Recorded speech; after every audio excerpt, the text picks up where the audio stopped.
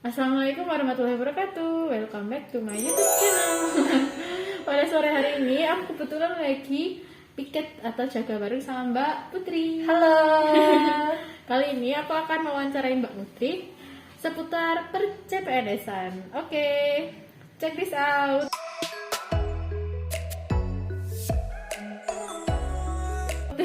Mbak Putri siap ya mewawancarai ya? Oke, siap banget.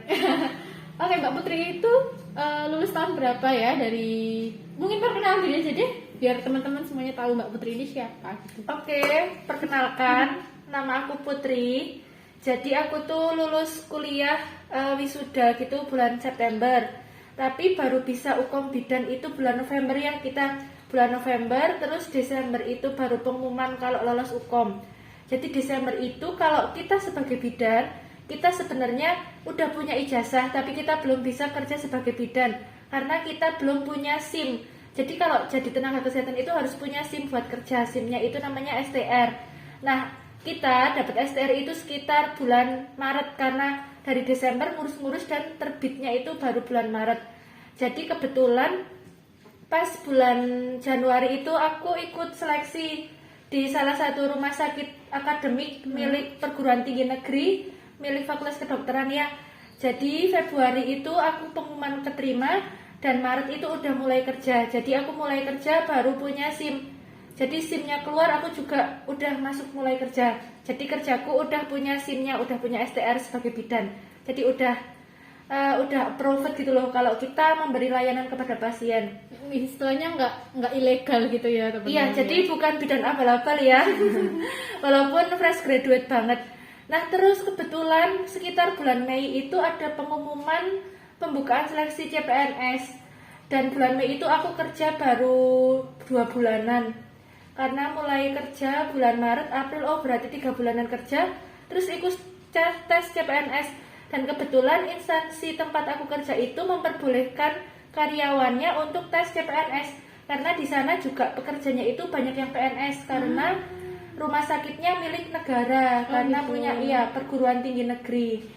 Jadi Mei mulai daftar tes CPNS, terus mulai dari seleksi administrasi, terus tes SKD, SKB gitu aku lalui sambil kerja.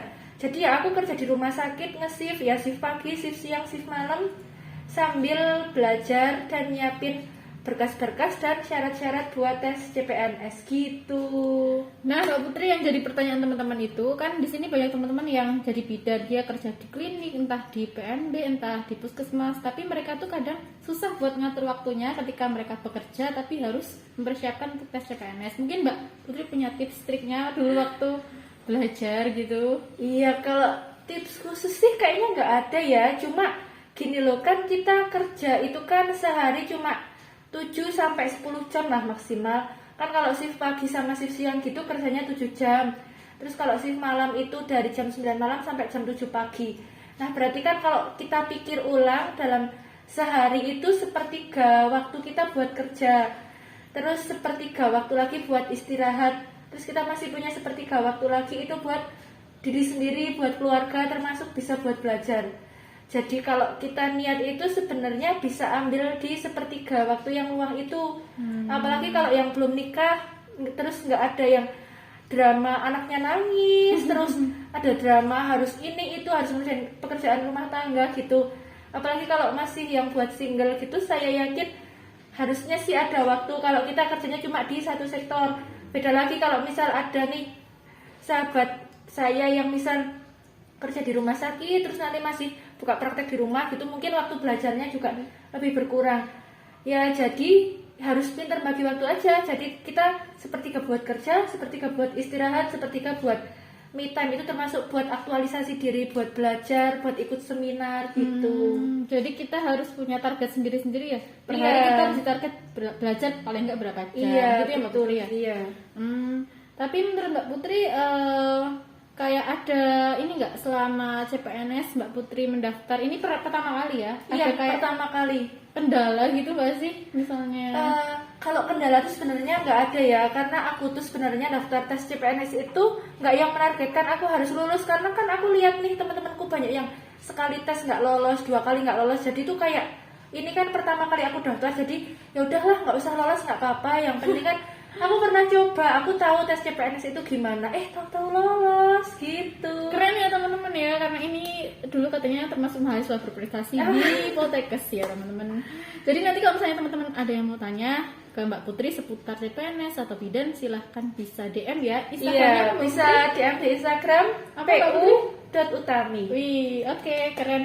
Dan Mbak Putri, ternyata tes CPNS itu tuh nggak hanya karena kita pintar akademiknya ya. Iya, betul. Kadang rezeki itu kan nggak ada yang tahu. Iya. Mungkin dari Mbak Putri ada tips ketika tes dulu, doanya gimana, atau mungkin ada amalan-amalan yang Mbak Putri kerjakan gitu. Iya, sebenarnya tuh Sebagai muslim ya teman-teman. iya, ya. jadi sebenarnya tuh nilai SKD aku tuh nggak yang tinggi banget. Kebetulan formasi yang aku ambil itu yang dibutuhkan ada 8 bidan. Tapi aku SKD-nya ranking 19. Jadi kan kalau SKD itu yang diambil 3 kali formasi. Jadi yang diambil cuma ranking 1 sampai 24. Nah, aku tuh ranking 19. Padahal pesaingnya berapa dulu? Padahal pesaingnya berapa ya? 40-50-an sih, nggak banyak-banyak banget. Tapi kan ya lumayan ya, apalagi aku tuh sebenarnya nggak pinter-pinter banget kalau di TIU sama TWK. Tapi mungkin karena emang udah jalannya, jadi aku ranking 19 di SKD. Pas SKB itu bisa naik ke ranking 6. Ya sebenarnya kalau dulu tuh aku suka banget nih ya sama soal-soal UKOM. Makanya kan aku juga fresh grade. Aku dulu UKOM tuh pernah dapet, kan sering ada tryout gitu, pernah ranking 1 nasional pas UKOM bidan. Wih, Masya Allah, Jadi, keren ya teman-teman ya. jadi tuh kayak materinya tuh masih melekat gitu loh. Melekat gitu. Apalagi kalau UKOM kan banyak soal patofisiologis, tapi kebetulan pas SKB ini malah soalnya tentang tentang bidan desa gitu loh, nggak yang patofisiologis, nggak yang patologis kayak di rumah sakit gitu. Tapi salah satu kuncinya itu aku dulu kalau berdoa tuh nggak minta ya Allah aku pokoknya harus lolos CPNS gitu, enggak. Aku tuh doanya pokoknya ya Allah aku minta ditempatkan bekerja di tempat yang terbaik menurut Allah. Jadi aku nggak tahu nih yang terbaik menurut Allah itu akan di tempat kerja rumah sakitku sekarang apa aku keterima di CPNS. Tapi selain aku minta yang terbaik menurut Allah, aku tuh juga jujur pengen kerja di yang dekat orang tuaku. Apalagi orang tua kan udah mulai sepuh ya, kita sebagai anak kan nggak ingin melewatkan masa-masa emas bisa bersama orang tua. Jadi aku juga minta ditempatkan di tempat yang terbaik menurut Allah dan juga yang dekat dengan orang tua.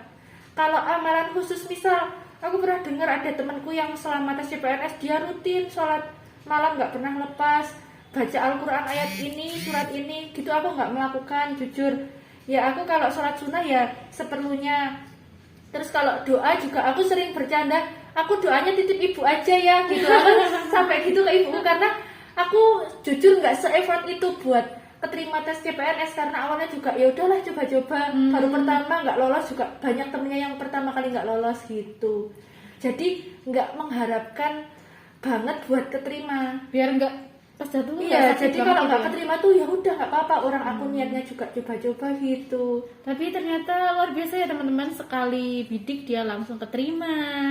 Iya, ya emang jalan rezekinya aja itu Mbak Nova. Iya, bener banget. Oh iya Mbak Putri, kadang kan banyak yang tanya, Kak aku tuh sok lemah banget di hafalan, apalagi TWK.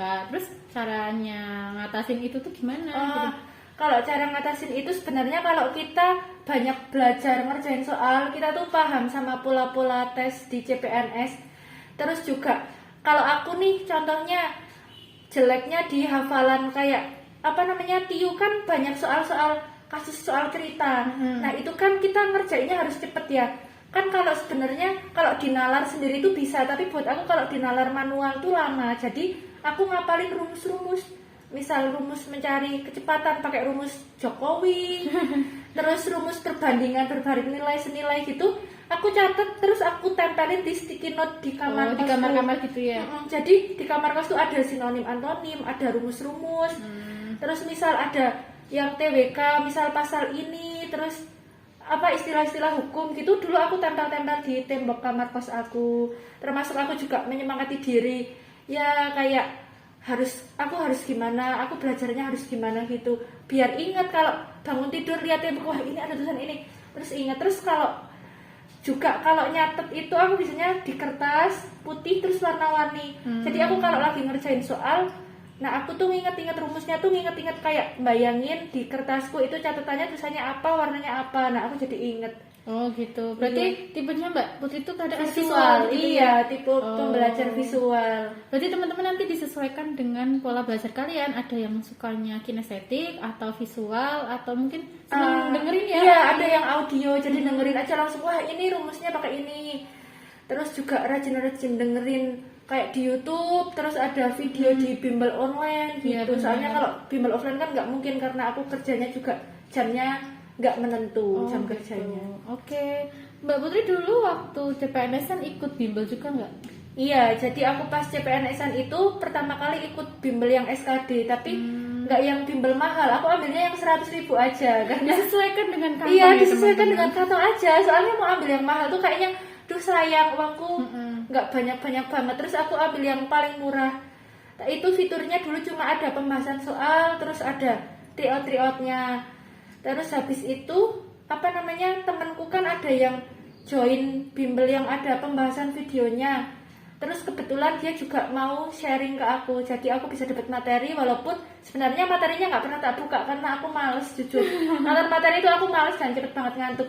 Jadi aku cuma latihan soal dan yang salah doang yang tak liatin, tak koreksi ini kerjanya yang bener gimana. Kalau yang bener ya udah nggak tak lihat lagi, walaupun sebenarnya aku ngerjain soal bener tuh bukan karena aku bisa, tapi bisa aja ngarangku yang cocok gitu aja. Iya, jadi siap teman-teman mau ngerjain mungkin doa gitu ya Mbak Iya, Putri. terus kalau mau ngerjain soal itu, kalau saran dari aku tuh perbanyak istighfar, terus baca sholawat.